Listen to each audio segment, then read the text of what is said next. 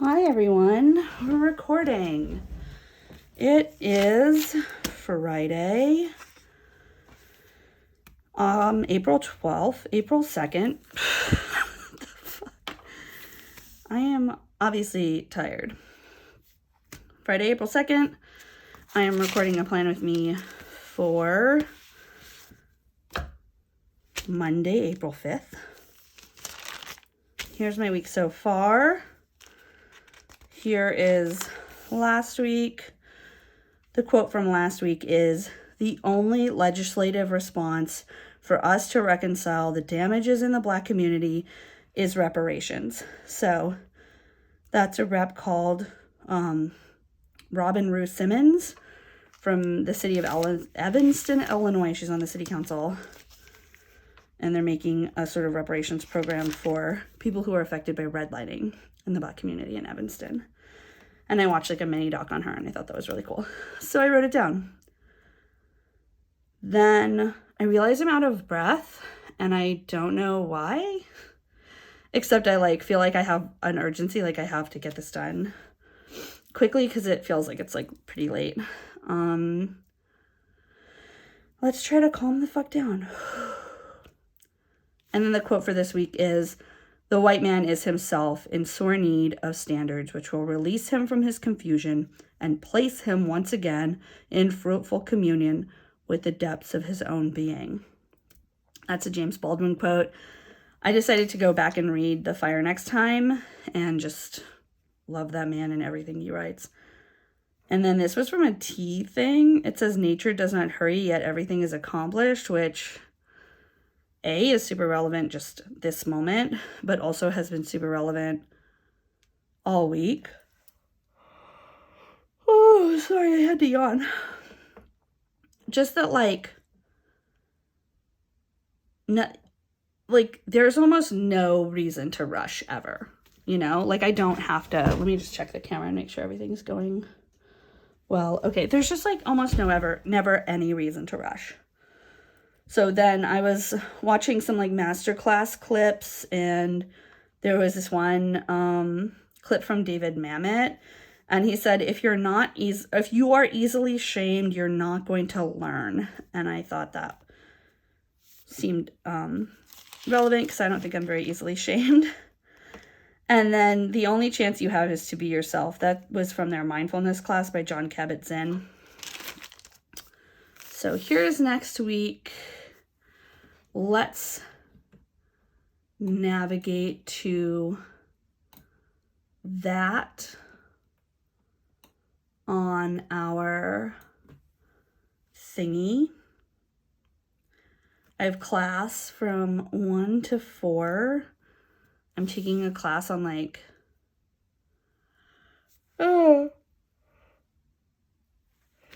wow, I just have to yawn a lot.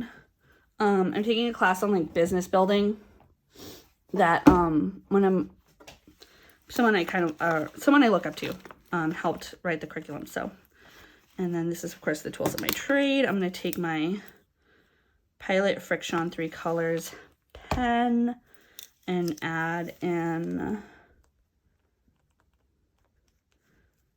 that we're going to get our house cleaned on Monday. And then put in everything else that needs to happen.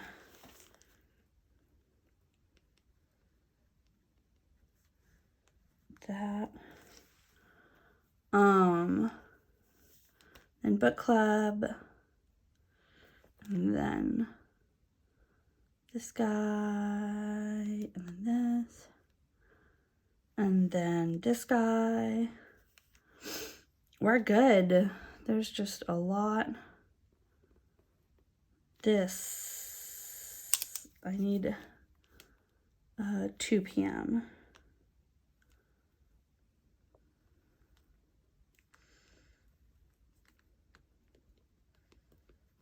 Tomorrow is going to be a lot. I mean, next Thursday is going to be a lot. And that. And then Friday is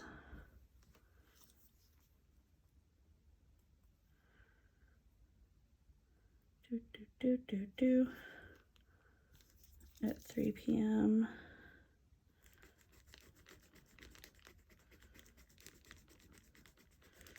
I'll have to move my plan with me to a different day, time.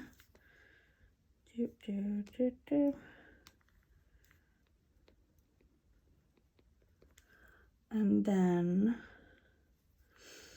let's put record down here. I usually do these later in the day. There's game night, and also, I don't know why I didn't put, but it's date night. We might put date night on Saturday because that's what we did last time there's a game night.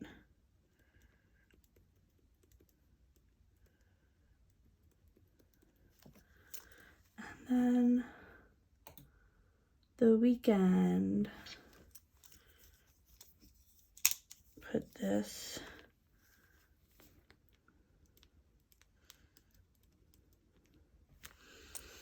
There's a Pokemon Community Day, which isn't relevant to me, but it is to my husband and my friends who play Pokemon. So here is next week. Let's start by adding in my guidelines with this Oto Dude, made in Japan, sold in Portland. Oh, actually, let's start by blocking off this calendar. Don't need that guy. So I'm gonna get some labels out of my drawer here. Take one of the labels and putting it non-sticky side to non-sticky side to approximate half of the label. I'm gonna come in and then just gently cut it in half. It doesn't have to be perfectly half, you know, it just has to cover this calendar, that's it. And then I'll use the second one to cover this guy. And I put in some new watercolors last night. So they're all apportioned out. And so now we're gonna draw our guidelines using this Statler. What's it called? It's not a ruler, it's a stencil. Statler stencil. Stenciler. I know I've been talking about spring a lot when I do these, but it just like, I was so unhappy. And then spring happened and I feel so much better. I've also been thinking a lot about how my working habits, you know, I was in my career, one of the things that I'm sort of like known for is being extremely organized, if you couldn't tell, but extremely organized and extremely efficient. And I'm the person that keeps calendars. I'm the person that keeps teams on deadlines. You know, I'm the person that like makes shit happen. And now I own my own company. Again, this is like the 7th or something company I've started and owned. And I obviously still want to be able to be that person and keep things on deadline and make sure that things happen. I'm also reconciling that with the fact that I am no longer interested in making deadlines happen, you know, like no matter what. And then, you know, also I live in the real world where like there are deadlines there for a reason, and sometimes things have to happen by a certain time. So then what do you do about that? It's just a real interesting dichotomy, because it's like I come from a place where thinking in absolutes has really helped me in a lot of ways. You know, if I meet the deadline, I pass, and if I don't meet the deadline, I fail. And that served me a lot because I just made fucking sure, you know, that I never failed. And that was helpful, you know, when I was in a place of disadvantage, when I was competing with other people who had the luxury of being able to let something go, you know, who had a safety net to fall back on, or who had like parents who would take care of them, or just, you know, weren't as fucked up about as me about like their identity as an efficient winner, you know, like when you look, there's this book called The Wrong Tree that I read when I was like first starting to really come to terms with this in myself, that this behavior of like winning at any cost was like actually toxic and harming me. Because I'd been praised for it and rewarded for it, and I felt that used to be something that I really valued in myself, is that I would fucking die before I didn't win. And that's so unhealthy, man. But like there's this book called The Wrong Tree, which I read when I was first coming to terms with this. And it talks a lot about how the people who are like the sort of like Steve Jobses of the world, the sort of like unmitigated winners, those people are two things. They're privileged and they're damaged. And they're acting out of both without perception for both, for either. And the truth is, I was severely damaged, but I wasn't privileged at all. So instead of benefiting myself by like working myself into the ground, I just hurt myself. And then there was no one there to like catch me or like help me recover. You know, there's no safety net for people like me. 1, 2, 3, 4, 5, 6, 7. And I understand that when I see people like me, there's a lot of privileges that I have. And also, I wasn't in the kind of place where I could just fuck shit up and have nothing happen to me. Like, that's just not who I am. You know, I am the kind of person that doesn't really have a safety net. I especially was when I was younger. You know, my parents were drug addicts. My friend group was pretty much in the same boat. You know, we were cool, but we didn't have any money or resources. And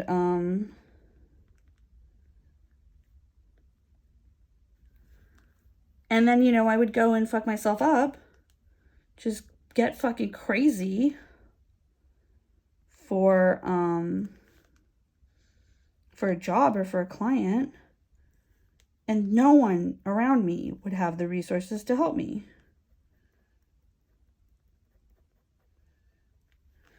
So it wasn't helpful. You know, if I had people who could pick me up or something, whatever, when I was younger, if people around me had resources like that, that would be a different story. I would have a different story right now, because there would be a lot of things I thought I did by myself that I really actually did with the help of my network.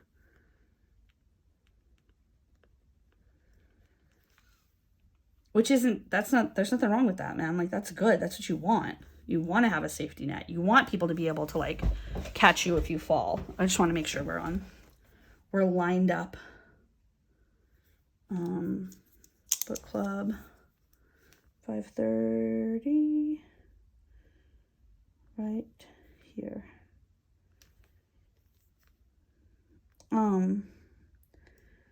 You know, but I didn't have that. And so when I like fucked myself up for a job, I just stayed fucked up. You know, on paper I was winning a lot, but I wasn't. I was just losing more and more and more. Oh, good. Okay. The 14th at 3. So by the time I, you know, read that book, or it's called The Wrong Tree is what it's called. By the time I read that book, I was like,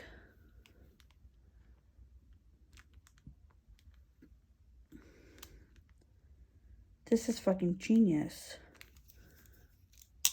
You know, it's talking about how like being number one is not all it's cracked up to be, and it's not really what you want in life. And it just really helped me to stop thinking that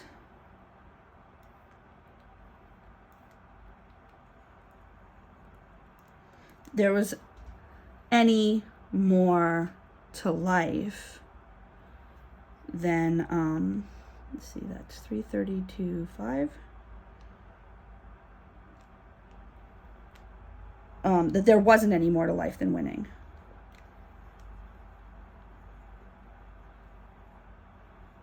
No, 330.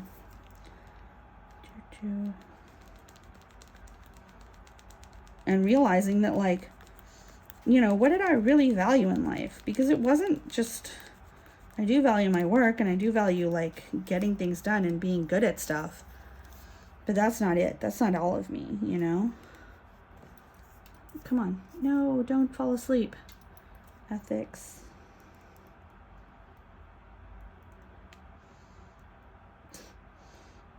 And I can read that.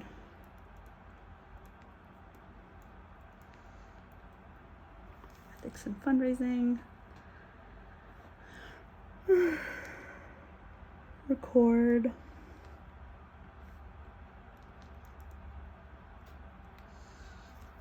And then zoom. Zoom. This guy. What was I talking about? Why did I start talking about that? Oh, maybe I was thinking about this Lao Tzu, nature doesn't hurry yet, everything is accomplished. You know, the more I take time to just be with myself and take care of myself, the more time I magically have for work. And it doesn't make a lot of sense, but that's how it is. 223.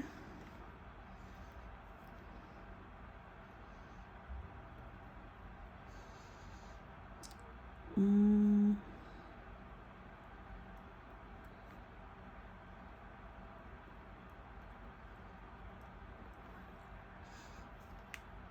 then I'm gonna sneeze. I already sneezed.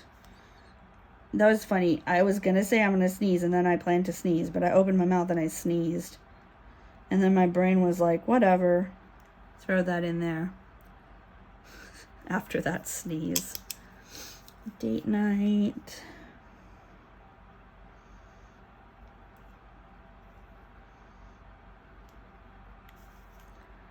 Boop.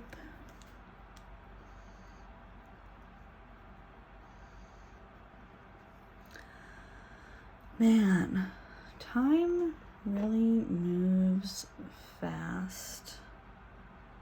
So that's everything for next week. I'm sure it'll fill up with more stuff. I swear I thought this week was like way more full. Oh, it's this week that's hella full. That's why I was thinking next week was hella full, because this week is next week. Oh, I'm a smart one. Oh, one more thing. I was going to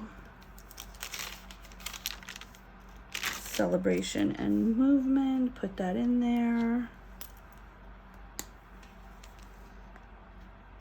That's LEB.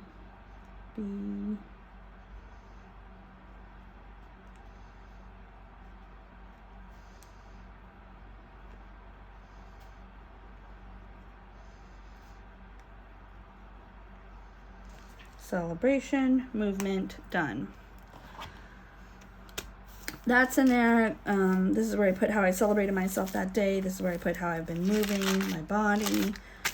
As you can see, celebration and movement both been a little bit spotty, not gonna lie. Part of that is because just like, I don't know. I'm not gonna make excuses for myself. That's just how it is right now, you know? Although today I did have a walk today, so I can write walk.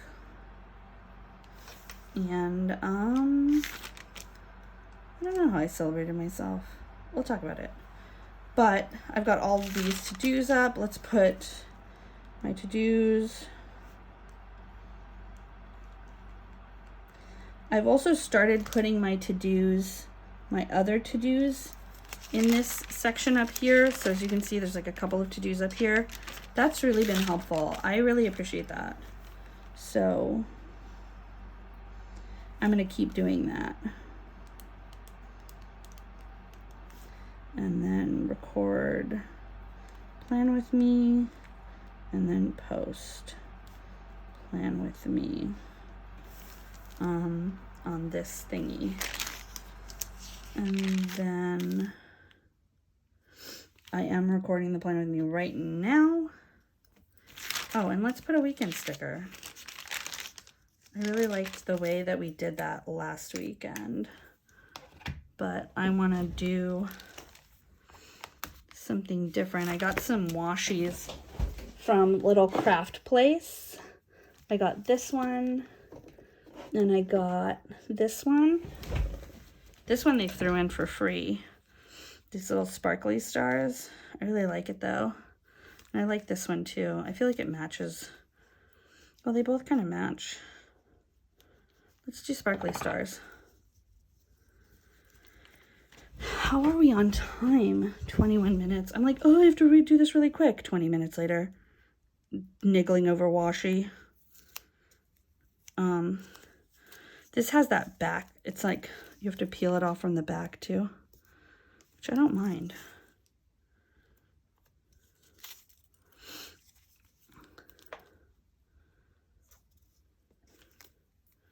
This star is where I need to cut. I'll just cut right up that star's butt. And then peel the back off and put that on there like that. I kind of like how you can see the thing.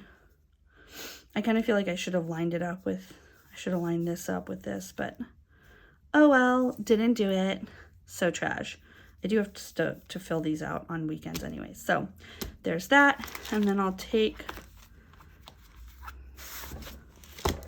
a weekend sticker from this guy. Do I want a blue weekend? No, I want like a red weekend because that'll show up. Red weekend. It's like the red wedding, but like not bloody at all. Hopefully. Hopefully this weekend will be completely unbloody. So put that back there.